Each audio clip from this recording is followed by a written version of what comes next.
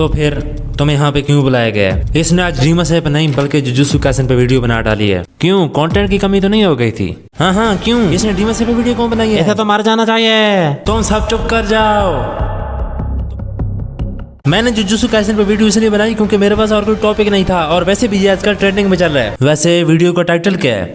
तो आज मैं तुम्हें जुजुत्सु काइसेन की 20 हिडन डिटेल बताने वाला हूँ जो कि तुम्हें पता हो भी सकती है और नहीं भी। So if you want to know, let's start. तो पहले 2 पॉइंट सबसे बड़े और इंटरेस्टिंग होने वाले हैं, लेकिन ये ना समझ लेना कि बाकी पॉइंट भी इसी तरह बड़े होंगे। तो स्टार्ट करते हैं नंबर 1 से। तो पहली हिडन डिटेल हमारे सीजन 1 की ओपनिंग में ही छुपी हुई है। अगर तुम एपिसोड 9 की ओपनिंग को देखो, जिसमें हम देखते हैं कि इतादोरी और उसके सारे फ्रेंड पिकनिक मना रहे हैं, लेकिन इस सारों में से एक का पोज सबसे डिफरेंट है। अगर तुमने नोट कर लिया तो वो नानामी है। एक्चुअली नानामी का ये पोज इस पिक्चर से उठाया गया जिसका नाम है the minutes painting luncheon on the grass. और यही नहीं बल्कि तुम यहाँ पे सारे कैरेक्टर को देखो जो कि एग्जैक्ट उसी सेम जगह पे खड़े हैं जो कि इस पेंटिंग में भी हैं। और ये भी बता देना कि तुम्हें इस चीज का पता था या नहीं। तो बढ़ते हैं नंबर 2 की तरफ, जो कि इससे भी बड़ी डिटेल होने वाली है और इंटरेस्टिंग होने वाली है। मासामिची जागा चैप्टर 147 में मर जाता है, लेकिन इसका मैं सीजन 1 की ओपनिंग में ही बता दिया गया था। ये जो साइड में ट्री के साथ जितने भी 4 कैरेक्टर बैठे हैं ये मरने वाले हैं। तुमने देखा जुनपे मर जाता है, जागा भी मर जाता है, और गोजो भी अब सुकून से फाइट कर रहा है, और नहीं पता कि इनमें से कौन बचने वाला और कौन जीतने वाला है। अकुतामी ने अपने एक इंटरव्यू में ये कहा था कि अभी तक उन्होंने जुजुत्सु काइसेन करने का नहीं सोचा, लेकिन ये कहा था कि नोबारा, इतादोरी, मिगामी और गोजो, इन तीनों में से या तो एक मरेगा और बाकी 3 बच जाएंगे, या 3 मरेंगे और 1 बच जाएगा।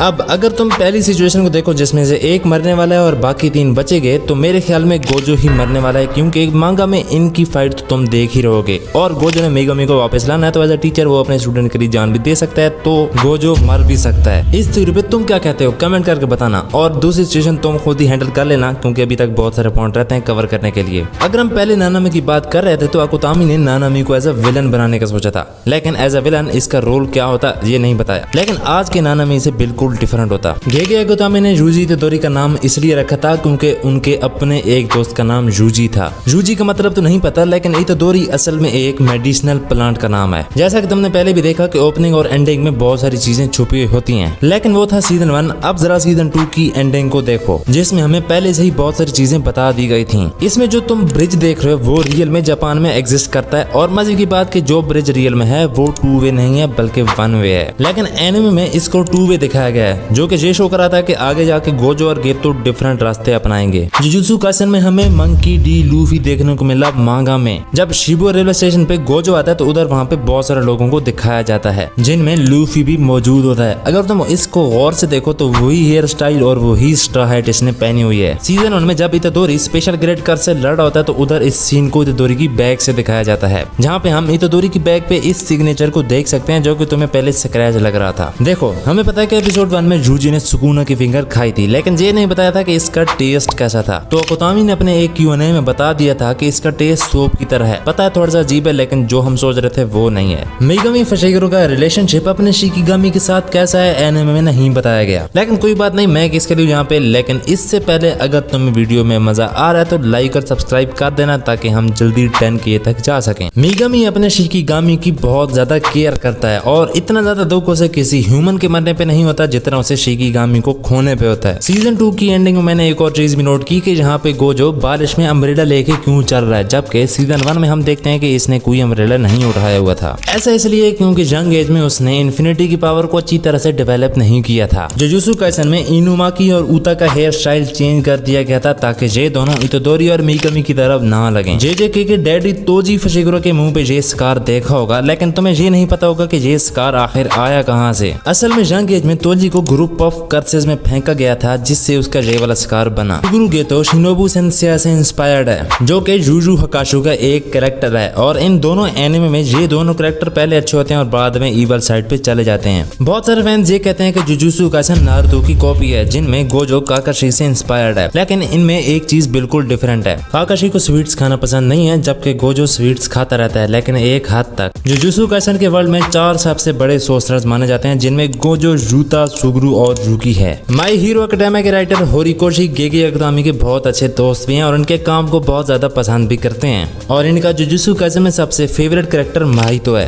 गोजो एक ही दिन में बहुत दफा अपने डोमेन का यूज कर सकता है, जबकि बाकी सोर्सर सिर्फ एक ही दफा यूज कर सकते हैं एक दिन में। और ये वाला पॉइंट मुझे पता है, तुम्हें पता था। सुकुना एक कर्स नहीं था, मतलब गोल्डन एरा में एक जुजुत्सु सोर्सर्स हुआ करता था, लेकिन बाद में इमोर्टिलिटी के चक्कर में सुकुना, तेंगिन और केंजाकू कर्स बन गए। आकोतामे यूता कोत्सो को इसका मेन कैरेक्टर बनाना चाहते थे, लेकिन बाद में इस आइडिया को ड्रॉप कर दिया। और वैसे भी तुम देखो तो जहाँ पे जूजी मेन कैरेक्टर है ही कहाँ, मेन कैरेक्टर तो गोजो को बना दिया इसने। हाँ, ये तुम भी जानते हो कि इस तरह के एनिमे में एक साइड कैरेक्टर होता है जो कि बहुत बैडास होता है, जैसा कि लीवाई डीमन स्लेयर में हाशिराज, सास्के। लेकिन ये साइड कैरेक्टर पूरा का पूरा शो नहीं लेते, लेकिन जहाँ पे पूरा का पूरा शो गोजो ही ले चुका है। जुजुत्सु काइसेन और डीमन स्लेयर की ओपनिंग में एक चीज सेम है। जैसे डीमन स्लेयर की ओपनिंग में हाशिराज का फेस रिवील होता गया, उसी तरह जुजुत्सु काइसेन के कैरेक्टर भी रिवील होते गए हर ओपनिंग में। एपिसोड 3 में इतने थे, एपिसोड 6 और बाद में एपिसोड 9 में सारे दिखा दिए इन्होंने। तो ये थी मेरी आज की वीडियो, उम्मीद करता हूँ कि तुम्हें पसंद आई होगी। और हाँ, ये बता दूं कि अगली वीडियो वन पीस पे आ रही है। Bye bye.